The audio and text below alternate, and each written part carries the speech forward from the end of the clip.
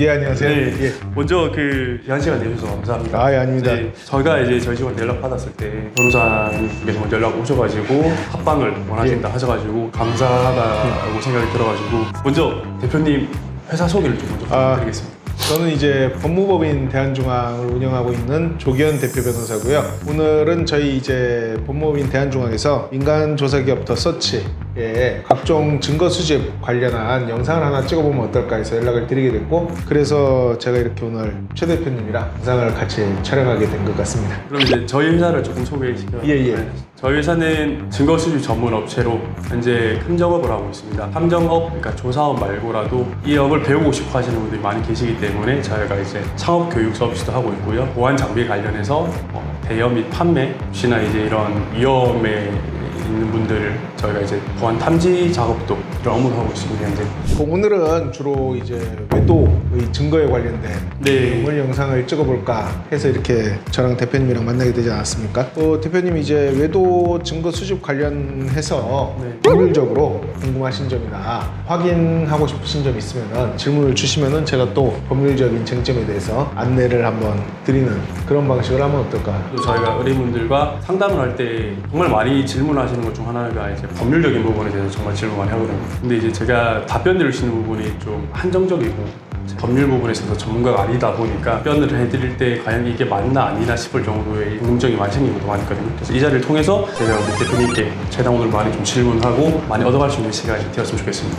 대부분의 의뢰인분들 중에 여쭤보는 질문 중 하나가 이제는 증거를 확보할 때 성관계를 하는 자료가 있어야 하는지 없으면 어떻게 소송을 해야 하는지에 대한 질문이 제일 많거든요. 듣기로는 이제 간통죄가 폐지된 걸로 알고 있거든요. 예. 간통죄가 있었을 때는 이제 성관계를 하는 영상이라든지 아니면 그 현장에서 현행범으로 체포가 된다든지 이런 걸로 알고 있는데, 옛날에 이제 형법상 간통죄라는 게 존재할 때는 간통죄는 이제 배우자 있는 사람이 배우자가 아닌 자와 성관계를 하거나 혹은 배우자가 없는 사람이라 하더라도 내 지금 성관계 파트너가 배우자 있는 사람인 걸 알면서 성관계를 하면은 성립하는 범죄였습니다.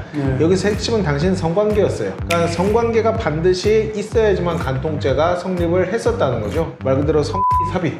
그 정도의 분명한 행위가 있어야지만 간통죄가 성립을 했는데, 간통죄가 폐지된 이후로 어차피 형사적으로는 범죄 문제는 발생하지 않고 다만 민사 불법 행위라든지 위자료를 청구할 때 불법 행위, 결혼 이혼 소송에서의 불법 행위, 유책 배우자가 되냐 안 되냐 이 문제만 있을 때는 꼭 성관계가 있어야 되는 건 아닙니다. 그냥 소위 말하는 연애하는 증거만 있어도 위자료 청구 혹은 불법 행위의 증거가 충분히 될 수가 있습니다. 이 부분 관련해서 저희도 증거를 수집을 하다 보면 어느 정도까지에 대한 증거를 확보를 해야 여기서 종결을 할지 말지에 대한 큰 고민이 많고요. 의뢰인분들도 이거 가지고 과연 소송이 가능할까, 승소가 가능할까라는 질문이 되게 많거든요. 그래서 아까 말씀해 주셨던 그 연애 되게 포괄적이지 않습니까? 포괄적이죠. 조금 더 디테일하게 좀 설명해 줄 수 있을까요? 자, 물론 이제 모텔에 드나드는 장면을 찍으면 제일 좋겠죠. 모텔에 드나드는 장면을 찍으면 제일 좋지만, 제가 방금 말씀드린 것처럼 꼭 성관계가 아니라 하더라도 연애 정도만 돼도 된다 했는데, 그것은 차를 탈 때 뭐 차에서 뽀뽀를 하는 장면이라든지 아니면 뭐 팔짱을 끼고 다니는 장면이라든지, 카톡으로도 꼭 성관계 얘기는 안 나와도 뭐 자기야 사랑해 라는 거를 주고받는다든지 이런 걸로도 충분히 부정행위를 입증할 수 있는 증거가 될 수 있다, 이렇게 말씀드릴 수 있습니다. 추가적으로 제가 질문 드리자면, 저희가 일을 하다 보면 되게 정말 애매한 부분이 하나가 있을 게 뭐냐면 상간자 집을 드나드는 부분이 있습니다. 그거를 봤을 때는 거기 안에서 어떤 행위가 있는지, 어떤 스킨십이 있는지, 또는 서로 대화를 주고받는 내용도 확인이 못하는데 그 부분은 어떻게 입증을 시켜야 할까요? 그렇죠. 모텔이 아니라 그냥 집을 드나든다라는 것은 훨씬 더 애매해지는데, 하지만 그 집에 특별히 갈 이유가 없음에도 불구하고 남녀가 만나서 누군가의 집에 함께 들어갔다라는 것만으로도 연애를 했다라고 볼 수 있는 충분한 정황이 될 수 있습니다. 그래서 꼭 집에 들어가는 그 장면만으로는 입증이 좀 부족하다 하더라도, 제가 아까 말씀드린 것처럼 남녀가 주고받은 카톡 내용이라든지 아니면은 집에 들어가기 위해서 뭐 밑에 마트에서 같이 장을 보는 장면이 있다든지, 그럼 남녀가 왜 같이 장을 보겠어요? 그건 집에 올라가가지고 음식을 같이 만들어 먹고 꽁냥거리기 위해서 집에 같이 들어갔다고 볼 만한 충분한 정황이 되지 않습니까?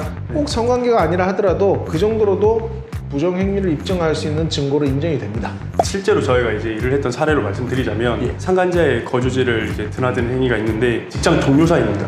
각자 따로 드나드는 거고 이렇게 늦은 시간에 심야 시간에는 왔다 갔다 하진 않는다는 거죠. 그리고 같이 장을 보고 다니지도 않는다는 거고 그리고 연락을 서로 주고받고 있었다는 그런 내용도 확보하지 못했던 상황입니다. 그럼 이랬을 때는 과연 추가적으로 다른 자료를 당연히 더 수집하면 좋겠지만 의뢰인분들 입장에서는 이 저희 쪽에 맡기는 비용도 만만치 않기 때문에 정해진 시간 안에 최대한 원하시는 그 자료를 확보를 받고자 하시는 분들이거든요. 그럼 과연 다른 거는 또 어떻게 할 수 있을까요? 애매한데요. 그렇지만 그 직장 동료가 과연 꼭 집에 가야 될 어떤 이유가 있습니까? 근데 이게 소송을 진행했을 때 예. 상대편에서도 이제 법정 방어를 하지 않겠습니까? 물론 우리가 이제 원고 입장으로서 법률 대리인을 선임하게 된다면 우리도 변호사를 선임하는 거고 반대편에서도 피고 입장에서도 만약에 법률 대리인을 선임을 했다. 그럼 저기서도 충분한 어떤 방어를 할 수 있는 부분이 있지 않을까 해서요. 다른 명확한 증거 없이 단지 낮 시간에 집에 한두 차례 드나든 것만으로는 위자료 청구 소송을 하면은 아마 운용되기가 어려울 것 같습니다.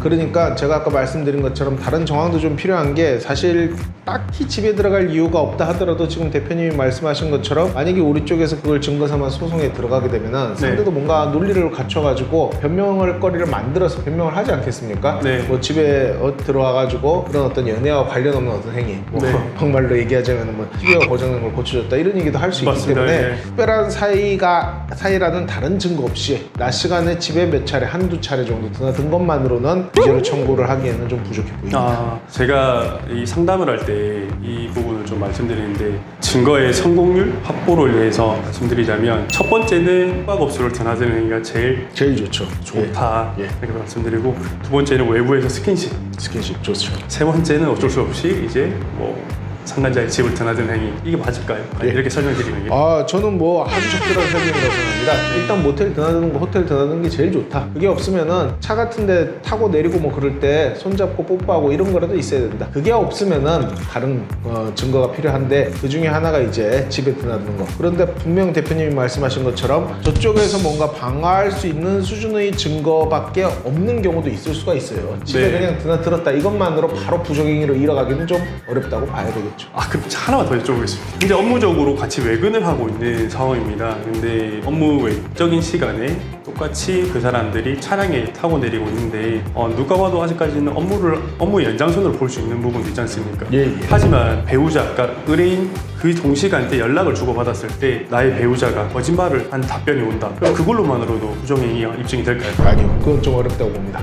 왜냐면은 거짓말을 하는 데는 다양한 이유가 있습니다. 그게 꼭 부정행위를 감추기 위해서일 수도 있지만 그게 아니라 업무상 기밀 유지를 위해서 그럴 수도 있는 거고 불필요한 오해를 막기 위해서 이른바 선의 거짓말을 할 수도 있는 거기 때문에 단지 같이 차에 타고 있는 걸 확보를 했는데 그 시점에서 거짓말로 같이 차에 타고 있는 건 아니다라는 식으로 얘기했다는 정황만으로 부정행위로 몰아가기는 좀 어려울 것 같습니다. 알겠습니다. 예. 그 다음에 또 질문을 많이 하는 것 중에 하나가 녹음기 또는 위치 추적기. 과연 내 집에 또는 내 차량에 설치했을 경우에 그것이 과연 불법인가? 자, 일단 녹음 문제를 먼저 한번 정리를 하죠.